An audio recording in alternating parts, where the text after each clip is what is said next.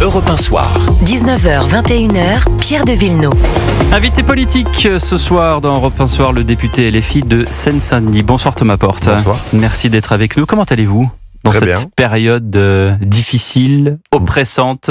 Je crois qu'elle est difficile pour beaucoup plus de Françaises et de Français que pour moi. Donc, Bien sûr, mais vous les représentez. oui, mais on est au travail justement pour avoir une débauchée politique qui réponde aux attentes des Françaises et des Français. Aujourd'hui, la situation est bloquée. On y en dira un mot. Je pense que le blocage vient d'Emmanuel Macron. Mais effectivement, il va falloir trouver une solution pour sortir de la crise politique et quelque part de la Ve République qui est à bout de souffle aujourd'hui. Est-ce que vous attendez encore quelque chose de François Bayrou qui va s'exprimer ce soir à la télévision? Moi, j'ai pas attendu grand-chose dès qu'il y a eu la nomination de François Bayrou. C'est le premier soutien d'Emmanuel Macron. François Bayrou s'est positionné en faveur de la réforme des retraites à 64 ans, qui est quand même aujourd'hui une ligne rouge. Il dit Pour la qu'il gauche. rouvre le dossier. Oui, il dit qu'il ouvre le dossier, mais nous, on ne demande pas une ouverture du dossier. On Vous demande que l'abrogez. le dossier soit mis au placard, que la réforme soit abrogée. Que va dire François Bayrou? Je n'en sais rien, mais on a vu que nos partenaires qui étaient allés aux discussions avec Emmanuel Macron, Vos partenaires, c'est-à-dire les socialistes, les Ouais. écologistes et les communistes, qui ont fait le choix d'avoir une stratégie différente, sont allés discuter avec le président de la République et le Premier ministre, sont sortis ce soir finalement en disant qu'il n'y avait pas d'accord possible avec des gens avec qui on ne partage aucune valeur. Il n'y a pas de raison de ne pas censurer, a dit Olivier C'est Faure. ce qu'a dit Olivier Faure.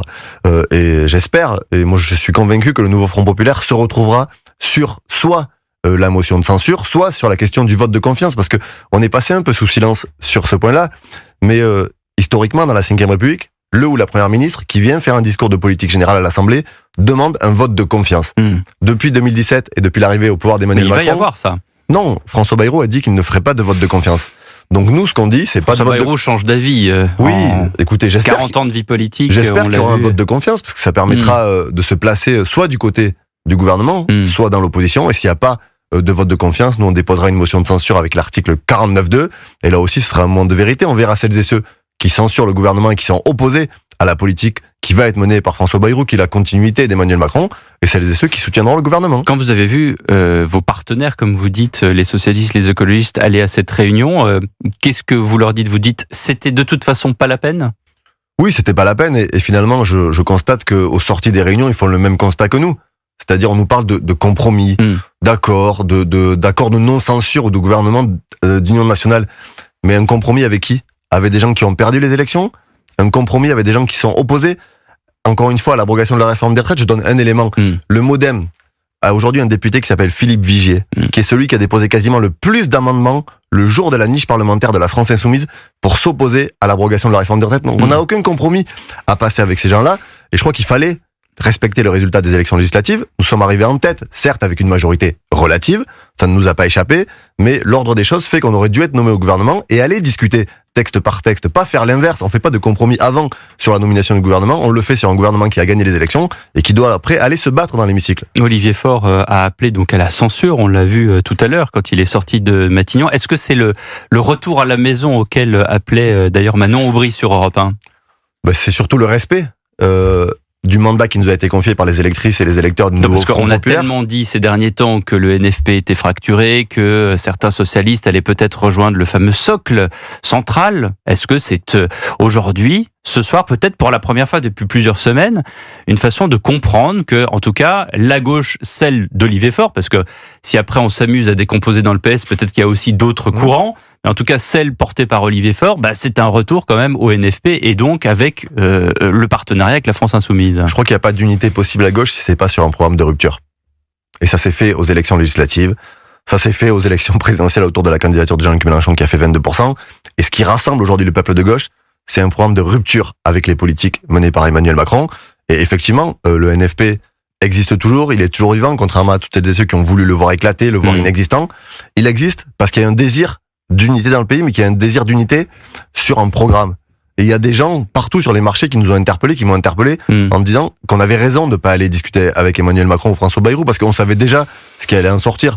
Si c'est pour faire un tour de table et dire qu'on n'est pas d'accord, ça sert à quoi d'aller discuter avec ces gens-là? La censure ne fonctionne que si vous êtes plusieurs et le NFP est pour l'instant pas dans la capacité de faire une censure tout seul. Alors la dernière censure qui a marché, c'est avec le RN. Alors comment on fait, sachant que pour l'instant le RN et le NFP, corrigez-moi, c'est l'huile et l'eau. Donc normalement on s'entend pas, on se parle pas, et pourtant on vote des censures ensemble. C'est effectivement des gens avec qui on ne partage aucune valeur et qui sont pour moi des ennemis politiques et que je les combats, j'ai aucun souci à assumer cela. La motion de censure, tout seul le NFP ne peut pas faire tomber le gouvernement. Nous, on la dépose parce que c'est l'arme politique à disposition constitutionnelle, à disposition d'une opposition pour contrer le 49-3, pour contrer le fait qu'il n'y ait pas de discours de confiance, de vote de confiance après le discours de politique générale. Après, libre à chacune et chacun de le voter.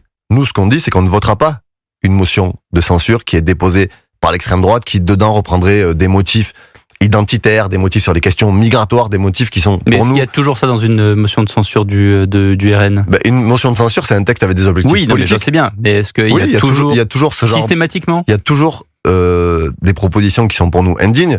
Et encore une fois, on ne partage rien avec ces gens-là. Moi, j'ai assumé de dire que je ne voterai jamais une motion de censure déposée par le Rassemblement national. Mais est-ce que ça vous étonne que le Rassemblement national vote une censure ? Et d'ailleurs, sur la dernière, il y avait bien quelques textes qui ont été repris d'ailleurs dans la bouche de Michel Barnier lors d'une allocution télévisée, c'était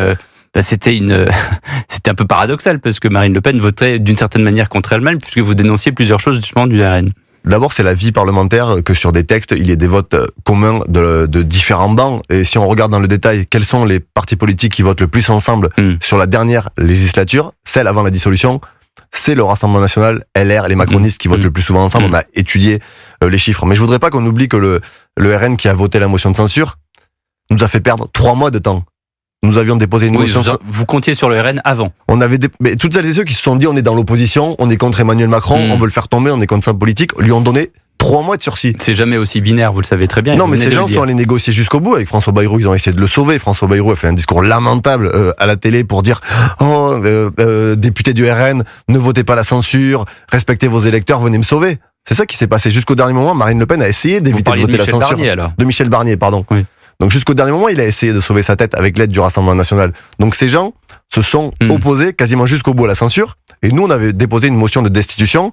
Marine Le Pen a bloqué la motion de destitution en conférence des présidents de l'Assemblée nationale pour dire on ne s'attaque pas au chef de l'État. Voilà la réalité de l'extrême droite. Parce qu'elle est légitimiste de la Constitution et du mandat présidentiel. Et parce que peut-être le président de la République est accessoirement élu par l'ensemble des Français. Bien sûr, mais une motion de destitution, c'est un processus politique permis par les instances et les institutions de la Ve République. Ça existe. Et aujourd'hui, je constate quand même que Jean-Luc Mélenchon ou la France Insoumise sont loin d'être les seuls à dire que le problème est Emmanuel Macron. Ça va largement au-delà de nos rangs. Un mot de Mayotte. Le président est sur place. Reconstruction, rebâtir Mayotte, mais aussi raccompagner, il l'a dit, 35 à 40 000 personnes à la frontière mahoraise tous les ans. Comment est-ce que vous réagissez ? Je crois qu'il y a une forme d'indignité à cibler ces personnes-là. D'indignité. Et ça s'inscrit dans les obsessions racistes du ministre de l'Intérieur Bruno Retailleau qui a fait plusieurs sorties. Mais là, c'est le président qui parle. Ces derniers jours, oui, mais ça reprend cette focale-là comme si le problème, c'était la question migratoire à Mayotte. Le problème, c'est pas ça. Mais on est aujourd'hui quand même, je veux qu'on s'arrête sur ce qui se passe. C'est la plus grande catastrophe climatique depuis 90 ans. Je sais bien, mais c'est les élus de Mamoudzou, les élus mahorais qui demandent justement cela face aux Comores. Mais moi, je suis en désaccord avec ça. Mais ils sont sur place. C'est eux qui le demandent. Je suis en désaccord avec ça. Est-ce que ça va régler le problème ? Parce qu'on nous parle beaucoup, par exemple, de l'opération Wambouchou. On nous dit la France insoumise s'est opposée à l'opération Wambouchou. C'est à cause de vous qu'aujourd'hui, qui avait été menée par Gérald Darmanin. C'est à cause de vous aujourd'hui qu'il y a des gens qui sont morts, par exemple, sous l'habitat qui est imparfait avec des tôles. D'abord, l'opération Wambouchou, elle a eu lieu.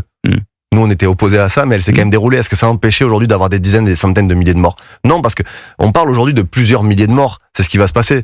J'écoutais une collègue députée qui était sur place tout à l'heure, qui racontait les corps amputés fraction, l'impact. Mais vous savez, quand vous avez des gens qui habitent aujourd'hui aux Comores et qui voient qu'à Mayotte, on est 8 fois le produit par habitant est 8 fois supérieur à celui des habitants des Comores. Vous pouvez dresser les barbelés que vous voulez, les murs, fermer les frontières. Vous allez faire quoi ? Jeter les gens à la mer ? Les gens cherchent à vivre dignement. Donc il y a une question de l'accueil. Comment on accueille ces gens ? Qu'est-ce que vous dites aux élus mahorais qui veulent justement moins d'immigration sur l'île de Mayotte ? Mais je crois qu'il faut d'abord plus de moyens de l'État. Aujourd'hui, Mayotte est le département le plus pauvre de France. Et pourtant, l'État, par habitant, investit 200 € de moins que sur chaque autre département français. Donc il faut plus de moyens. Quand nous, on est bien sûr favorable à ce qu'on détruise les bidonvilles, mais pour proposer des solutions de relogement. Et puis il y a une question d'anticipation, parce qu'on est sur un cyclone qui n'est pas venue de nulle part. C'est la question du réchauffement climatique. C'est la question de la préparation. Emmanuel Macron avait promis une loi en 2018 sur la question des risques et des catastrophes naturelles en Outre-mer. Elle n'est jamais venue. Il a dissous... Pour ça, il faut des moyens. On n'arrive même pas à voter un budget. Comment est-ce que vous voulez faire une réforme structurelle? Il a dissous ce qu'on appelle la délégation interministérielle au risque d'Outre-mer. Ils ont saboté notre commission d'enquête avec Jean-Philippe Nilor. Donc tout ça nécessite des moyens et de l'argent. Et je crois que quand on est aux affaires et qu'on gouverne, c'est aussi se préparer, anticiper les futures crises climatiques. Il va y en avoir, les experts le disent et alertent. Donc demain, comment on crée les conditions qu'on n'ait pas des gens qui soient aujourd'hui entièrement décédés? Et je veux juste dire un mot sur la situation des enfants, si vous me permettez, parce que... En 10 secondes. Oui, la moitié des habitants de Mayotte sont des enfants. Ouais. Et moi, je demande à ce que le gouvernement réponde à l'appel de l'UNICEF qui a demandé à pouvoir venir sur place pour aider les enfants. C'est extrêmement important. Merci beaucoup. Merci à vous. Thomas Porte d'avoir été avec nous 19h27. La suite de l'actualité dans une poignée de secondes. À tout de suite.